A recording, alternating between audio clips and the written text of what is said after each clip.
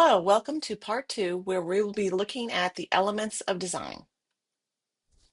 They may sound similar to the principles of design, but they are very different. The elements of design are the basic visual building blocks of design, such as line, color, and shape, while the principles of designs are the guidelines for how those elements are arranged and organized to create an effective composition. The elements of design include line, shape, space, color, form, texture, typography, and imagery. Think of these as your creative toolbox. I'll be talking in depth about the elements in a black lined box in future slides. There are two color systems you should know.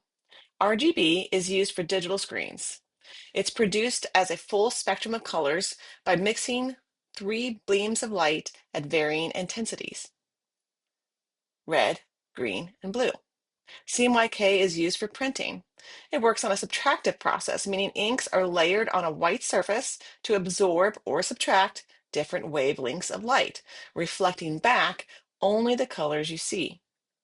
If you're designing for social media, websites, and digital content, you'll be primarily working in RGB. If you're designing brochures, packaging, or print materials, you'll often be working in CMYK. If you are beginning, it is difficult without studying color theory or design to pick complementary colors to be used together. In that case, I recommend using a site like color.adobe.com. You can both extract a palette from an image you provide that you like, or explore palettes by mood, season, or style. Typography is more than choosing fonts. Typography affects perception. There are three main buckets of type. There are serif fonts, which often feel traditional, credible, and established. They have a stroke, also known as a serif, at the beginning or end of a letter. Sans serif fonts often feel modern, clean, and approachable. These do not use the serif. Lastly, there are display fonts. These are only appropriate at a large size. If in a website, they are almost always coded as H1. Never use a display font for a paragraph.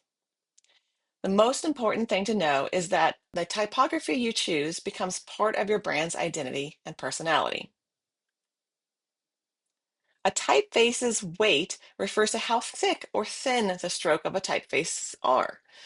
If you look at the letter R on this slide, you'll notice it gradually becomes thicker from left to right.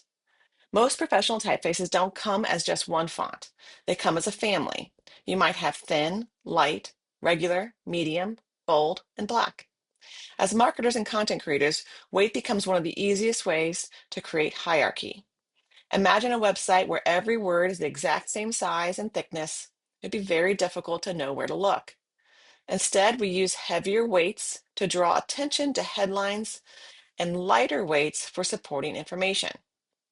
A common mistake beginners make is using too many different fonts.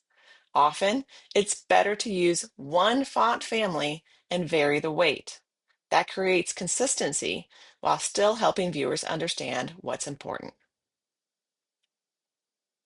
Before we can talk about typography professionally, we need to know a few key terms. The first is the baseline. That's the invisible line that most letters sit on. The cap height refers to the height of capital letters. Ascenders are the part of a letter that extends upwards, like the top of an H or an L. Descenders extend downward below the baseline, like the tail of a G or a Y. You'll also see terms like leading and kerning. Leading is a space between lines of text. Kerning is a space between individual letters. You don't need to memorize every typography term, but understanding them helps you communicate more efficiently with designers and evaluate whether typography is helping or hurting readability. Let's talk about leading, which is the space between lines of text. Good leading creates comfortable reading. If the lines are too close together, your eye struggles to distinguish where one line ends and the next begins. If the lines are too far apart, reading becomes disconnected and awkward. Think of leading like the spacing between rows in a parking lot. Too little space creates congestion. Too much space wastes room and makes navigation difficult. As a marketer, our goal isn't just to make something look attractive. Our goal is to make it easy to consume information. When reviewing websites, social posts, presentations, or emails, pay attention to leading because it has a direct impact on readability. Another tip is that the width of the paragraph really matters to the readability of the text. If it's too wide, your eye has difficulty returning to the left and finding the right next line. Now let's look at letter spacing. Sometimes it's called kerning, which is the space between individual letters, or even tracking, which is spacing of the entire word. Just like line spacing can be too tight or too loose, letter spacing can also become a problem. When letters are too close together, words become difficult to read. When letters are too far apart, words feel disconnected and awkward. Good typography often goes unnoticed because it feels natural. Bad typography immediately causes friction. This is one reason major brands invest heavily in typography. They know that every small improvement in readability helps improve communication. Now let's shift from typography to imagery. The good news is that modern smartphones are incredibly powerful. Many social media campaigns today are shot entirely on phones. However, great content still requires good technique.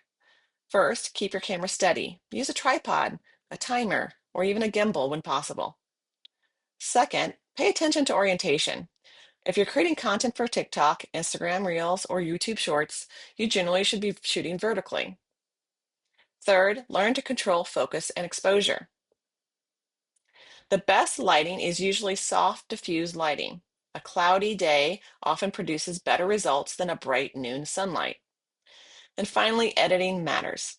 Very little professional content is posted straight out of the camera. Editing helps improve clarity, color, and overall quality.